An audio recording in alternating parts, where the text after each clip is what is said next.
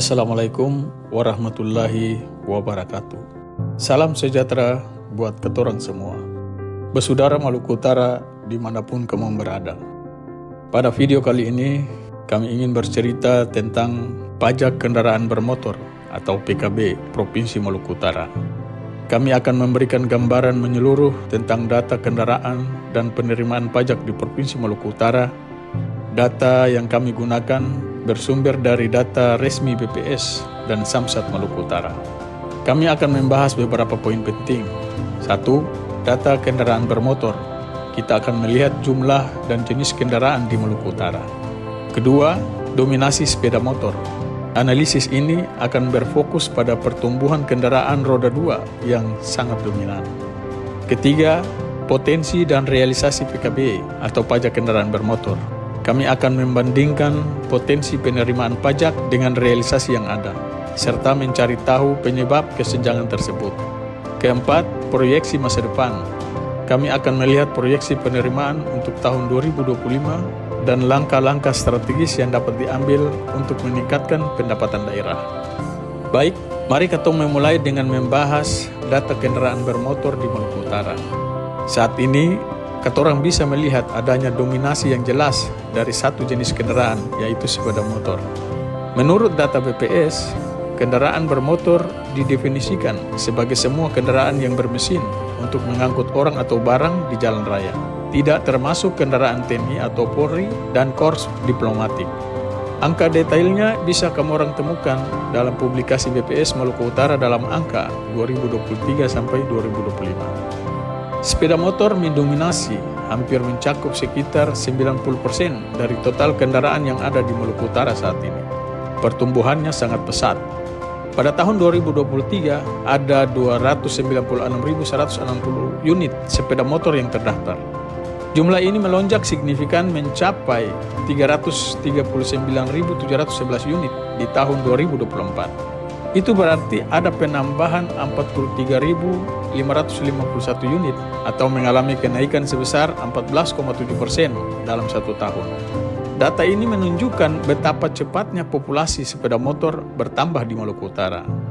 Tidak hanya kendaraan roda 2, kendaraan roda 4 juga termasuk mobil penumpang, bus, dan truk.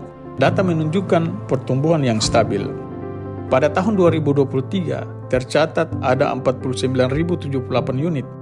Jumlah ini meningkat menjadi 53.912 unit pada tahun 2024. Ini berarti ada penambahan sebesar 4.834 unit dalam satu tahun, atau mengalami kenaikan sebesar 9,8%.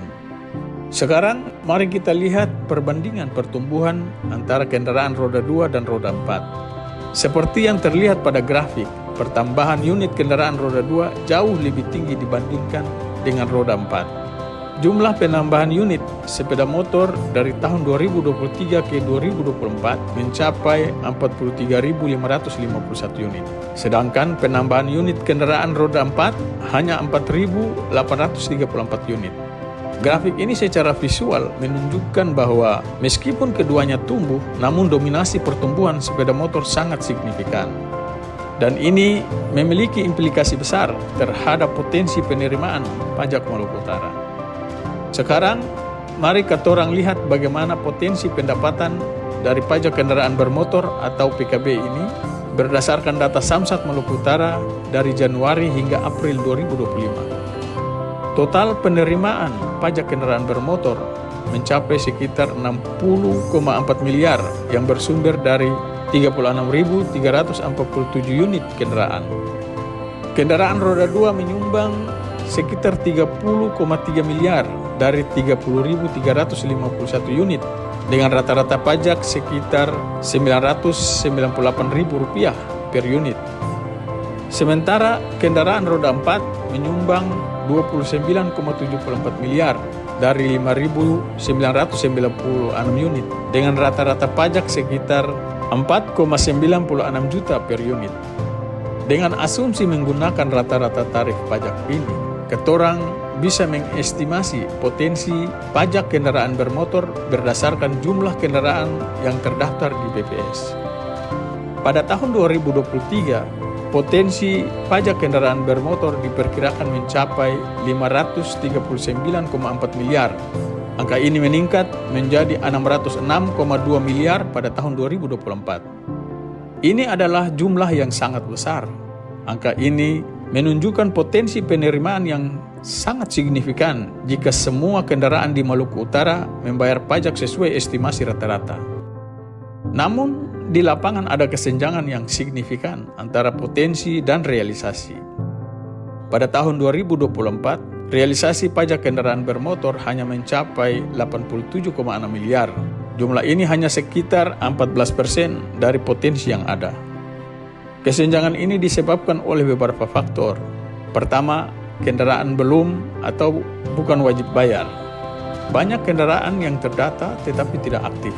Pajaknya mati atau bisa jadi kendaraan dinas yang tidak dikenakan pajak. Kedua, kepatuhan masyarakat rendah. Kurangnya kesadaran atau kemampuan masyarakat untuk membayar pajak. Ketiga, perbedaan basis data. Basis data BPS lebih luas karena mungkin mencatat semua kendaraan, sementara Samsat hanya mencatat kendaraan yang membayar pajak secara efektif. Berdasarkan data ini, kami merekomendasikan beberapa langkah strategis agar bisa menjadi pertimbangan Badan Pendapatan Daerah Bapenda Provinsi Maluku Utara guna memaksimalkan penerimaan pajak kendaraan bermotor atau PKB. Hal ini penting mengingat adanya kesenjangan yang signifikan antara potensi penerimaan pajak kendaraan bermotor sebesar 606,2 miliar, sementara realisasi hanya mencapai 87,6 miliar pada tahun 2024. Pertama, digitalisasi dan integrasi basis data. Saat ini salah satu penyebab kesenjangan adalah perbedaan basis data antara BPS dan Samsat. BPS mencatat semua kendaraan, sementara Samsat hanya mencatat kendaraan yang efektif membayar pajak.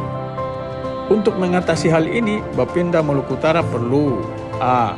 Melakukan digitalisasi penuh pajak kendaraan bermotor. B. Mengintegrasikan data secara menyeluruh dengan pihak kepolisian, leasing, dan dealer. Integrasi ini akan menciptakan data yang akurat dan seragam, memastikan tidak ada lagi perbedaan data kendaraan antar instansi. 2. Peningkatan kepatuhan melalui intensifikasi dan sanksi tegas. Tingkat kepatuhan masyarakat yang rendah menjadi faktor penyebab kesenjangan potensi dan realisasi PKB. Untuk mengatasinya, Bapenda dapat mengambil langkah-langkah sebagai berikut.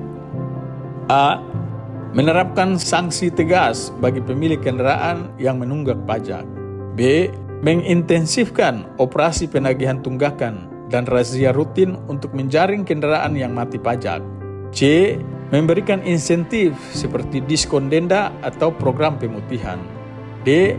Melakukan sosialisasi yang masif dan pendekatan yang humanis untuk mengedukasi masyarakat tentang pentingnya membayar pajak kendaraan. Ketiga, optimalisasi layanan Samsat. Optimalisasi layanan Samsat sangat penting untuk memberikan kemudahan bagi wajib pajak. Upaya yang bisa dilakukan antara lain A. Memastikan ketersediaan layanan digital seperti aplikasi Signal untuk pembayaran pajak secara online. B. Menyediakan layanan jemput bola untuk menjangkau masyarakat di wilayah terpencil, di pulau-pulau atau yang sulit diakses. C. Menyederhanakan prosedur pembayaran agar prosesnya lebih cepat dan efisien. Keempat, memanfaatkan perangkat desa atau kelurahan sebagai perpanjangan tangan Samsat. Pemerintah desa dan kelurahan memiliki pemahaman mendalam tentang kondisi dan demografi masyarakat setempat. Bapenda dapat melatih aparat desa atau kelurahan untuk A. Mengidentifikasi pemilik kendaraan yang belum membayar pajak. B. Membantu mengedukasi masyarakat tentang pentingnya membayar pajak dan prosedur yang benar. C. Menjadi fasilitator dalam proses penagihan tunggakan atau memperbarui data kendaraan yang tidak aktif. Kelima, insentif dan penghargaan untuk desa atau kelurahan yang berprestasi. Untuk memotivasi pemerintah desa dan kelurahan, Bapenda dapat memberikan insentif atau penghargaan seperti penghargaan khusus bagi desa atau kelurahan dengan tingkat kepatuhan pajak tertinggi, alokasi dana insentif yang dapat digunakan untuk pembangunan desa berdasarkan persentase penerimaan pajak dari wilayah mereka. Pendekatan ini akan mengubah peran pemerintah desa dari sekedar administrasi menjadi mitra aktif dalam peningkatan pendapatan asli daerah. Dengan demikian, tujuan untuk memaksimalkan penerimaan pajak dapat tercapai secara lebih efisien dan merata di seluruh wilayah Maluku Utara. Semoga Bapemda Maluku Utara dapat mempertimbangkan rekomendasi ini, sehingga Provinsi Maluku Utara dapat meningkatkan realisasi penerimaan pajak kendaraan bermotor dan berkontribusi secara maksimal terhadap pendapatan asli daerah Provinsi Maluku Utara. Bagi teman-teman yang memiliki pendapat lain, silahkan berikan komentar di bawah ini. Terima kasih atas atensinya. Wassalamualaikum warahmatullahi wabarakatuh. Salam dari Kayu Merah Puncak.